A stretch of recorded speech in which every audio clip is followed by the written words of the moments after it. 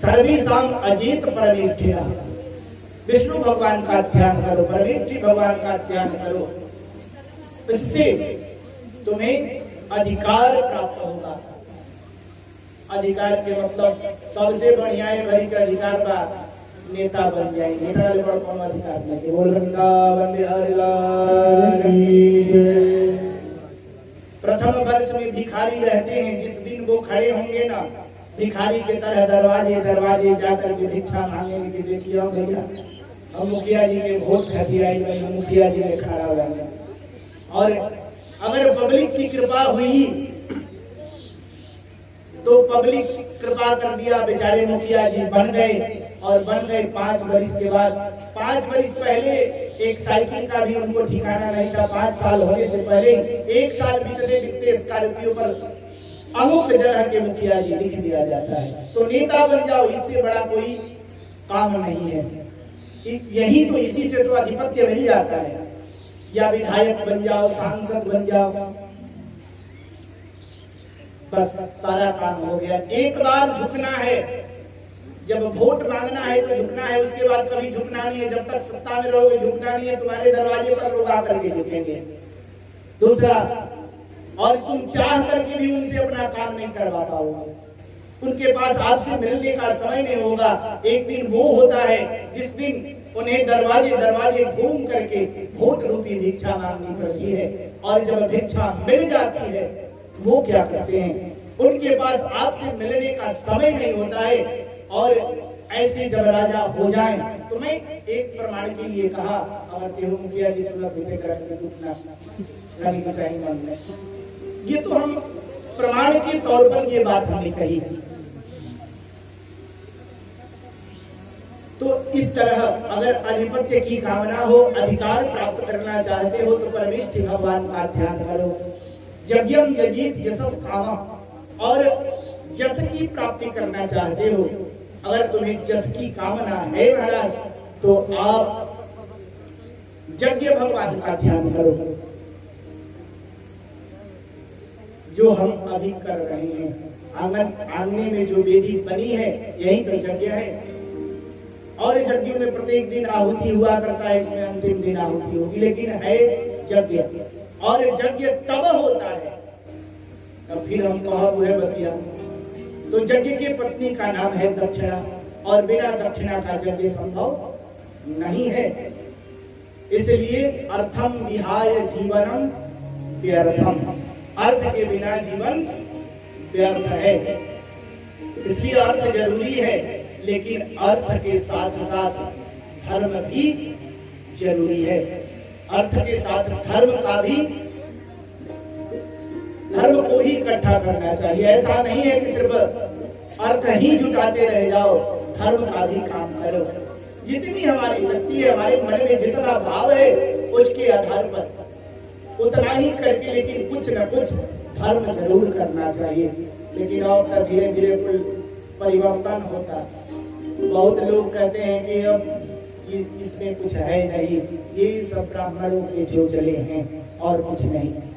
कमाई करे के वो धंधा हो गए। बोल वृंदावन बिहारी लाल की जय। सब लोग यही कहते हैं, कारण है बताते हैं। आप सब देखते हैं प्रत्येक दिन हमारे समाज में यही हो रहा है। मान लीजिए आपके पुत्र का विवाह हो, किसी के पुत्र का विवाह हो, प्रमाण के तौर पर मैं एक बात बताता हूँ। किसी का विवाह होने वाला हो तो बेटे के विवाह के लिए, बेटा इंजीनियर है तो बेटी वाले से हमने 20 लाख उससे तिलक लिया। कहा कि भाई 20 लाख से 1 रुपया कम ना ले, संगे संगे वो फोरो भी लग देवे। इसके लड़का इंजीनियर पढ़ावे में बड़ी रुपया खर्च करते, बड़ी खर्च की है। तो कैसे निकले, जब आप दोगे नहीं तो पढ़ाने में भी खर्च करो और आपकी सेवा में भी अपने जेब से ही खर्च करो, इसलिए आपको देना पड़ेगा। और 20,000 से कम, 20 लाख से कम में तो काम चलने वाला नहीं है। वैसे तो हमारी इच्छा थी कि 25-30 वाले कोई आ जाते तो अच्छा होता, लेकिन काम 20 में चल जाए। आज की यही स्थिति है। तो 20 लाख तिलक लेकर के बालक का विवाह करते हैं। सब लोग देख रहे हैं, प्रत्येक दिन की मैं बात बता रहा हूँ। और विवाह हो रहा है, उसमें लड़का इंजीनियर है, भैया एक ही लड़का है, तो दुहरी बिया ना हुई, चलो 1.5 लाख के नाच कर दिया हुई कराने से, तो 1.5 लाख की नाच कर लेते हैं। उसके बाद छोटा बैंड से काम नहीं चलता है, बड़ा बैंड चाहिए, डीजे, आजकल डीजे चल रहा है, तो डीजे कर लेते हैं। 10, 20, 50 हजार इसमें भी लगाओ, उसमें भी लगा दिए। इसके बाद बारात गई, इधर दरवाजे पर बारात लगी, बारात लगने के 10 मिनट के बाद नृत्य प्रारंभ हुआ, नाच प्रारंभ हुआ, और 1.5 लाख देकर के हमने नाच किया, और ऊपर से उस पर 1.5 लाख लुटा दिया, फेंक दिया ऐसे नाच के ऊपर। हो रहा है, मैं वो बात कह रहा हूँ, इसमें तकलीफ कोई मन में ऐसा न रखे, इसी पर मैं कोई बात नहीं कर रहा। आज जो समाज की स्थिति है, यही तो दिक्कत है। तो ये हम क्या कर दिए, 1.5 लाख का नाच किए, 1.5 लाख खर्च कर दिए। इसके बाद दरवाजे पर बारात, द्वार पूजा से लेकर के सिंदूर दान तक, और उसके बाद हमने क्या ढाकी, वहां तक रात भर ब्राह्मण जग करके विवाह कराता है।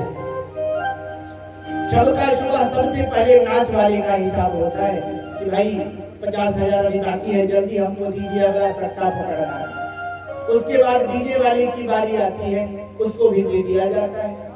सब काम करने के बाद अंत में ब्राह्मणों की बारी आती है। हाँ तो पंडित जी बताइए आपका दक्षिणा कितना हुआ? तो पंडित जी ने मान लिया कि कह दिया कि छोड़िए जजमान, आप तो आप हमारे परमानेंट के जजमान हैं, तो आप 2100 रुपया हमको दे दीजिए, इससे अधिक की कोई आवश्यकता नहीं है। तो झट से हम क्या कहते हैं कि का 2100 तार दक्षिणा होला, रात भर ब्राह्मण विवाह कराया वेद मंत्रों से, विधि विधान से, लेकिन जब 2100 रुपए की मांग करता है तो हम क्या करते हैं, उसको डांटते हैं, कहते हैं कि देखो 500 लेवा तो लो ना, जारी होना तारा के देश। ये हमारी मानसिकता बन गई है, इसलिए कि हम अपने धर्म शास्त्र से दूर हो गए हैं, अपने धर्म को हम जान नहीं रहे हैं। हमारा धर्म क्या कहता है, धर्म का मूल क्या है, उसको हम भूलते जा रहे हैं। जिससे सर्वाधिक कल्याण है उसमें खर्च करना हम नहीं चाहते हैं, और जिससे विनाश है उस पर अत्यधिक खर्च करते हैं। यही हमारी स्थिति है, हमारे समाज की स्थिति है। तो वही कहते हैं कि आगे अगर यज्ञ करना हो, अगर जस की कामना रखते हो, जसस कामा भगवान, यज्ञ का ध्यान करो, और यज्ञ का ध्यान करोगे तो भाई दक्षिणा का ध्यान तो जरूरी करना पड़ेगा। तो यज्ञ के पत्नी जब विवाह होता है तो एक बात सप्तपदी में एक बात कही जाती है कि बिना पत्नी कथम धर्म आश्रमाणम प्रवर्तते। कोई भी धर्म पुरुषों के लिए जब वो शादी के बंधन में बंध जाते हैं तो कोई भी जो धर्म का कृत्य है बिना पत्नी का करने का पुरुष को अधिकार नहीं है। अगर आप बिना पत्नी से सलाह लिए या उनको बिना साथ में लिए कोई धर्म कृत्य करते हो तो उसका फल न्यून हो जाता है। वहां आप वचन दे करके आते हो कि नहीं, ये मैं मानने के लिए तैयार हूं कि कोई भी धर्म का कर्म करूंगा, कृत्य करूंगा तो तुम्हें साथ लेकर के करूंगा, तुमसे सलाह लेकर के करूंगा। ऐसी कई बातें, 5-7 बातें आप स्वीकार करते हैं, लेकिन खाली दिखावे करके स्वीकार करिएगा कि करेगा वो बतिया। बोल वृंदावन बिहारी लाल की जय। वो दिन तक खुशी रहेगा कि चले मेरा ब्याह होता, जौने कहता पंडित जी तुम सुन लो, बाद में जौन हुई तुम दिखाइए। तो इसके बाद कहते हैं कि विद्या कामस्तु गिरीशः, अगर विद्या की कामना, मन में अत्यधिक विद्या को प्राप्त करने की कामना है तो भगवान गिरीश यानी शंकर जी का ध्यान करो। शंकर जी का विद्या प्राप्ति की कामना हो तो और किसी को ध्याओ न ध्याओ, भोलेनाथ को ध्याओगे तो सारी विद्याएं आपको मिल जाएगी। आपको देखिए, हमारी संस्कृति सनातन शास्त्र की स्तंभ ही व्याकरण, और व्याकरण जो पाणिनीय व्याकरण है, जो हमारे विषयों में पढ़ाए जाते हैं वो व्याकरण नहीं, पाणिनीय व्याकरण। तो पाणिनीय व्याकरण का मूल भगवान शिव ही हैं, उन्हीं के डमरू से पाणिनीय व्याकरण निकला, और वही हमारे सनातन धर्म शास्त्र के स्तंभ हैं। अगर पाणिनीय व्याकरण का आप अध्ययन नहीं करते हो तो अपने संस्कृत के अर्थों को, वेद के अर्थों को आप नहीं निकाल पाओगे। तो वो जो व्याकरण है वो भगवान भोलेनाथ का कहते हैं ना, पातंजल मुनि ने लिखा कि नृत्यावसाने नटराज राजो ननाद ढक्का नव पंचवारम। नृत्यावसाने नटराज राजो, बड़ी प्रसन्न मन से एक बार भोलेनाथ खूब नृत्य कर रहे थे, तो वही कहते हैं कि नृत्यावसाने नटराज राजो, बड़ी प्रसन्न मन से ननाद ढक्का, डमरू बजाया भोलेनाथ ने, नाचते हुए अपने डमरू पर स्वर दिया, ननाद ढक्का नव पंचवारम, 9 और 5, 9 5 14, नव पंचवारम उद्धर्त काम सनकादि सिद्धि एतद विमर्श शिव सूत्र जालम। और उस डमरू से 14 सूत्र निकले और वही 14 सूत्र हमारे सनातन धर्म शास्त्र के स्तंभ हैं। तो विद्या की कामना हो तो भगवान भोलेनाथ का ध्यान करो, कहते हैं। इसके बाद कहते हैं कि राज्य कामो मनु देवान नृति अभिचरण निजेत। अगर राज्य की कामना रखते हो, राजा बनना चाहते हो तो मनु का ध्यान करो। और फिर अगर व्यभिचार करने की इच्छा हो, मन में व्यभिचार करना चाहते हो तो नृति का ध्यान करो। एक दिशा के देवता हैं, नैऋत्य कोण के देवता हैं नृति, उनका ध्यान करो। इसके बाद काम कामो यजित सुमा। अगर काम की कामना है, अत्यधिक मन में विलासिता की कामना है, तो कहते हैं कि कामदेव का ध्यान करो। और अंत में बताया परीक्षित जी को सुखदेव जी ने, हे परीक्षित, ये तो अभी तक की बात है, लेकिन एक मैं अंतिम बात तुम्हें बताता हूं। अब इसमें तुम्हें निर्णय करना है कि तुम इसमें क्या चुनाव करते हो।